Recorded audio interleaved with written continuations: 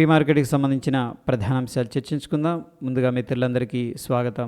ఈరోజు నవంబర్ 27వ తారీఖు బుధవారం. బ్యాంక్ నిఫ్టీ మంత్లీ ఎక్స్పైరీ ఉంది. ముందుగా ఏడిఆర్ సెంటిమెంట్ ఎలా ఉందనేది ఒకసారి చూద్దాం.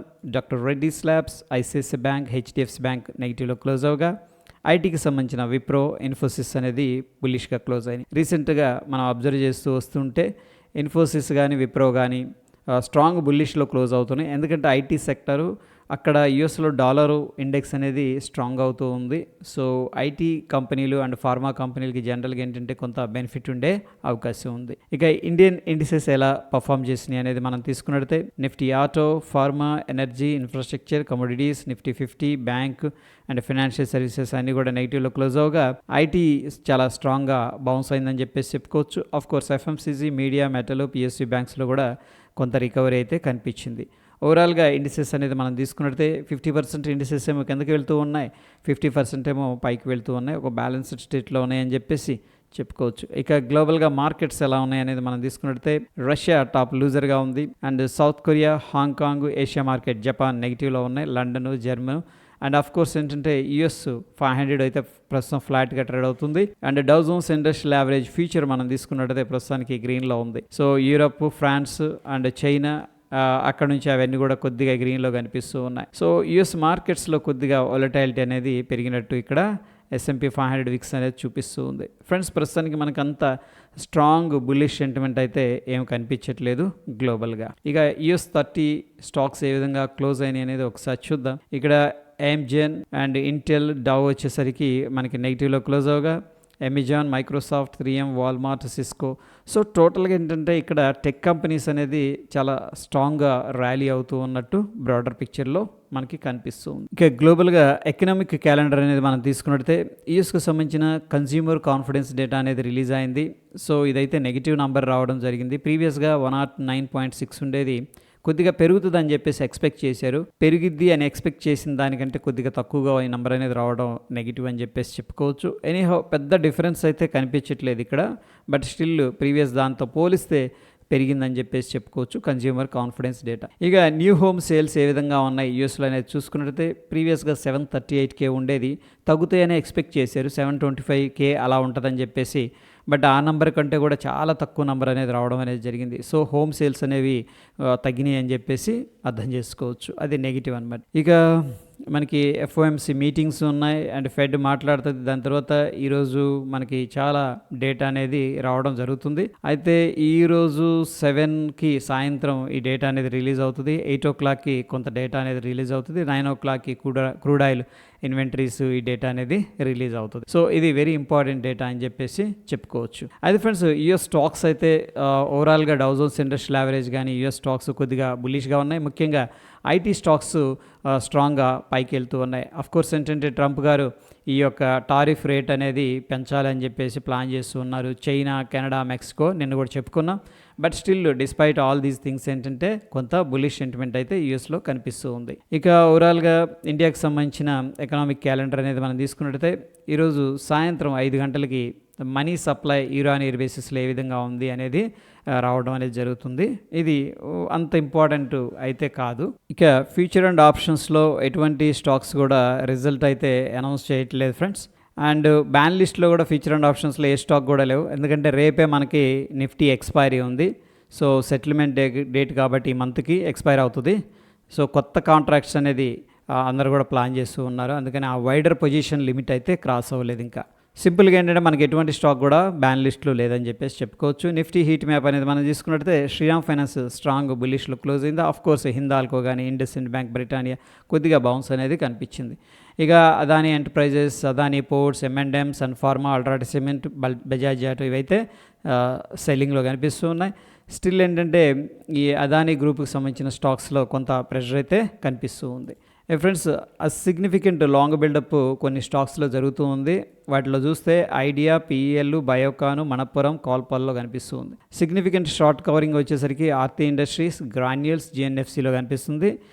సిగ్నిఫికెంట్ షార్ట్ బిల్డప్ విషయానికి వస్తే Adani enterprises, Lupin, UltraTech cement, Bajaj auto, HDFC AMCలో ఉన్నాయి. ఇక సిగ్నిఫికెంట్ లాంగ్ అన్వైండింగ్ విషయానికి వచ్చేసరికి IGLలో కనిపిస్తూ ఉంది. ఇక ఈ చార్ట్ అనేది మనం అబ్జర్వ్ చేస్తూ ఉంటే హెవీగా ఇక్కడ వాల్యూమ్స్ అనేది కనిపిస్తూ ఉన్నాయి. ప్రాబబ్లీ ఏంటంటే షిఫ్ట్ అనేది జరుగుతుంది. అంటే ఈ మంత్ కాంట్రాక్ట్స్ ఎగ్జిట్ అయిపోవటం, నెక్స్ట్ మంత్ కాంట్రాక్ట్స్ని బై కానీ షార్ట్ కానీ చేయటం అనేది జరుగుతుంది. వాల్యూమ్స్ అయితే హెవీగా మనకి ఇక్కడ కనిపిస్తూ ఉన్నాయి. ఎనీహౌ ఇక్కడ టోటల్గా ఇంటర్ప్రిటేషన్ అనేది తీసుకున్నట్టయితే నిన్నటి రోజున స్లైట్ నెగిటివ్గా అయితే క్లోజ్ అయింది ప్రైస్. ఇంటర్ప్రిటేషన్ అనేది మనం తీసుకున్నట్టయితే ఓపెన్ ఇంట్రెస్ట్తో కలిపి ఇక్కడ లాంగ్ అన్వైండింగ్ జరుగుతున్నట్టు తెలుస్తుంది. అంటే ఎవరైతే లాంగ్ తీసుకున్నారో నిఫ్టీలో దాన్ని ఎగ్జిట్ అవుతున్నట్టు ఇక్కడ మనం అర్థం చేసుకోవచ్చు. ఇక టోటల్గా ఈ యొక్క ఫీచర్స్ ప్రైస్ అండ్ ఏంటంటే ఓపెన్ ఇంట్రెస్ట్ ప్రకారం long side 42%, short side 39%, significant long 11%, significant short 7% అనేది కనిపిస్తుంది. ఓవరాల్గా మనం తీసుకున్నట్టు ఒక బ్యాలెన్స్డ్ స్టేట్లో అయితే ఉన్నట్టు తెలుస్తూ ఉంది. ఇక ఫ్రెండ్స్ పార్టిసిపెంట్ వైజ్ డేటా అనేది మనం తీసుకున్నట్టయితే ఎఫ్ఐఎస్ ఇండెక్స్ ఫీచర్ని హెవీగా షార్ట్ చేసినట్టు తెలుస్తుంది. అండ్ స్టాక్ ఫీచర్స్ ద్వారా బుల్లిష్గా ఉన్నారు. స్టాక్స్లో ఏంటంటే కొద్దిగా బాయింగ్ అనేది చేస్తూ ఉన్నారు. నిన్నటి రోజున కూడా బాయ్ చేశారు, అదే మొన్నటి రోజున కూడా. ఇక ప్రొపరైటర్ అయితే పెద్దగా పార్టిసిపేట్ చేయట్లేదు. క్లయింట్ లెవెల్ విషయానికి వస్తే స్టాక్ ఫీచర్స్లో అగ్రెసివ్ బుల్లిష్గా ఉన్నట్టు తెలుస్తుంది.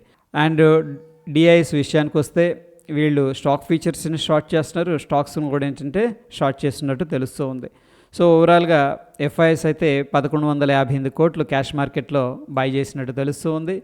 అండ్ డిఐఎస్ వచ్చేసరికి 1911 కోట్లు క్యాష్ మార్కెట్లో సెల్ చేసినట్టు తెలుస్తూ ఉంది. ఎఫ్ఐఎస్ అయితే బై చేస్తున్నారు, డిఐఎస్ అయితే సెల్లర్స్గా ఉన్నారు. ఇక ఫ్రెండ్స్ ఇంపార్టెంట్ లెవెల్స్ విషయానికి వస్తే ఈరోజు బ్యాంక్ నిఫ్టీ ఉంది, చూద్దాం.